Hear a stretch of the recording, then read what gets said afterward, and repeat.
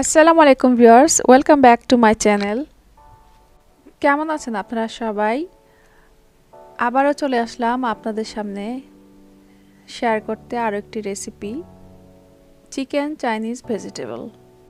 আজ আমি আপনাদের দেখাবো কিভাবে মাত্র 3টি সবজি দিয়ে অল্প সময়ে এবং অল্প খরচে চাইনিজ ভেজিটেবল আপনারা বাসায় রান্না করে খেতে পারবেন।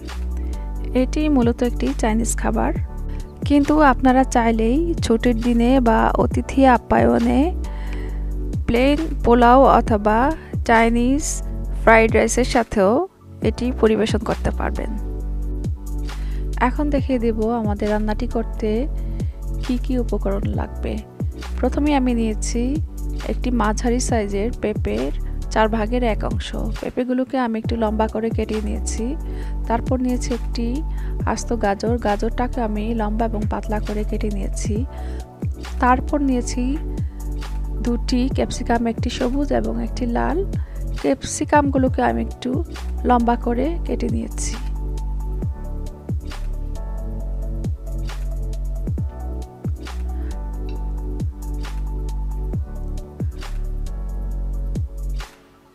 আরও নিয়েছি একটি বড় সাইজের লাল পেঁয়াজ। পেঁয়াজটাকে আমি কিউব করে কেটে নিয়েছি 4টা কাঁচামরিচ। কাঁচামরিচগুলোকে আমি মধ্যে থেকে ফালি করে নিয়েছি। সাথে আরও লাগবে হাড় ছাড়ানো মুরগির গোশত আধা কাপ। আরও নিয়েছি 1 টেবিল চামচ করে আদা এবং রসুনের কুচি।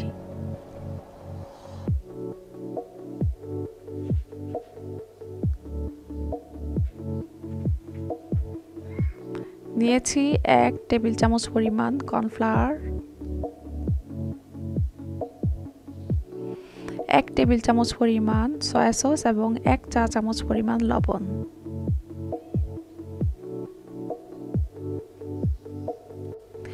এখন রান্নাটা শুরু করা যাক। প্রথমে আমি একটি ফ্রাই প্যানে 4 টেবিল চামচ পরিমাণ তেল নিয়ে তাতে দিয়ে দিলাম আদা রসুনের কুচি বেশি ভাজা যাবে না।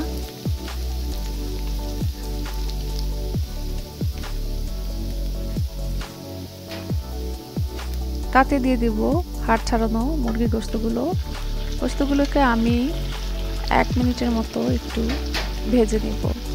তারপর একে একে দিয়ে দিব সবজিগুলো। প্রথমে আমি দিয়ে দিব যে সবজিগুলো শক্ত সেগুলো।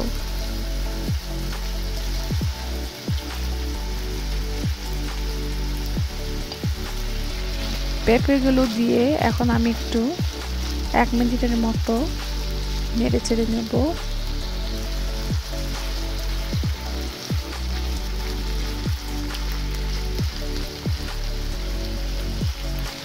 তারপর তাতে দিয়ে দেব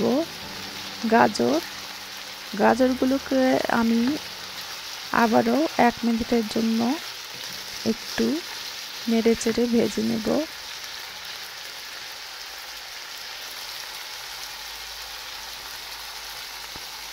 এবার আমি তাতে দিয়ে দেব পেঁয়াজটাকেও আমি 1 মিনিট ভেজে নেব।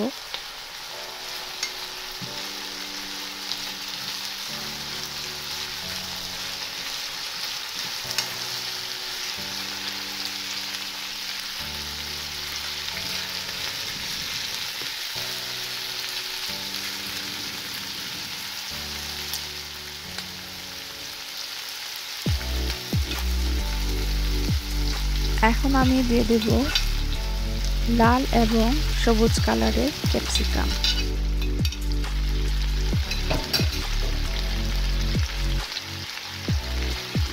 এগুলোকে আমি আবার একসাথে একটু ভেজে নিব আরও 1 মিনিটের জন্য।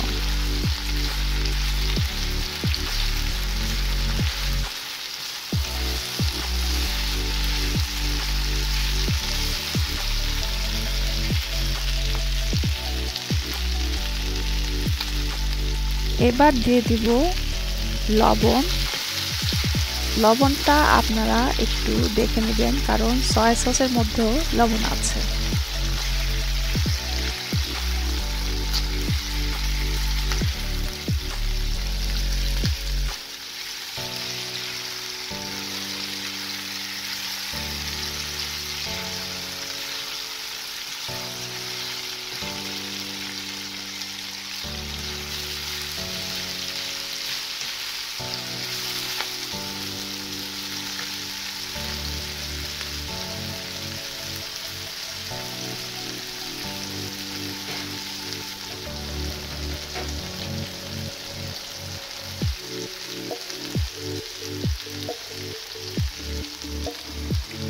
এখন দিয়ে দিব কাঁচা মরিচ,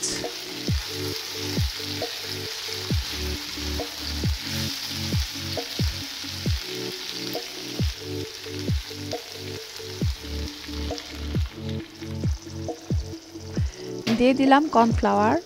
আমি কর্নফ্লাওয়ারটাকে ঠান্ডা পানি দিয়ে গুলিয়ে নিয়েছি। আমি এখানে 1 টেবিল চামচ পরিমাণ কর্নফ্লাওয়ার নিয়েছিলাম, কিন্তু সবটা আমার লাগেনি, লেগেছে অর্ধেকটা। এখন তাতে আমি আরও দিয়ে দিব 1 কাপ পরিমাণ পানি।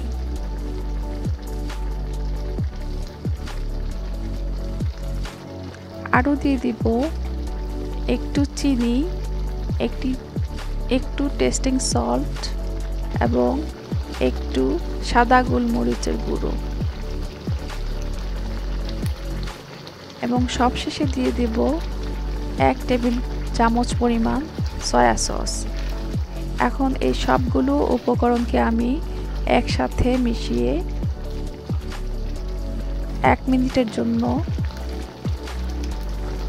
চুলার আঁচটা একদম হাই হিটে রেখে রান্নাটা শেষ করব। রান্নাটা আমি এখানে শেষ করলাম। এই ভেজিটেবল কারিটা কিন্তু একদম বেশি শুকানো যাবে না। এবং আরেকটি কথা, এই রান্নাটি আপনারা যখনই শুরু করবেন, শুরু থেকে শেষ পর্যন্ত একদম হাই ভলিউমে, মানে চুলার আঁচটা একদম হাই হিটে রেখে রান্নাটা শেষ করতে হবে। আমার এই রান্নাটি কেমন হয়েছে আপনারা একটি লাইক দিয়ে এবং কমেন্টস করে জানাবেন। আর এখনও যদি আমার এই চ্যানেলটা সাবস্ক্রাইব না করে থাকেন, তাহলে অবশ্যই একটি সাবস্ক্রাইব করে দিবেন এবং পাশে থাকা বেল বাটনটি বাজিয়ে দিবেন, যেন খুব সহজেই নোটিফিকেশনের মাধ্যমে আমার নতুন নতুন রেসিপিগুলো পেয়ে যেতে পারেন। আজকের মতো এখানেই শেষ করলাম। আল্লাহ হাফেজ।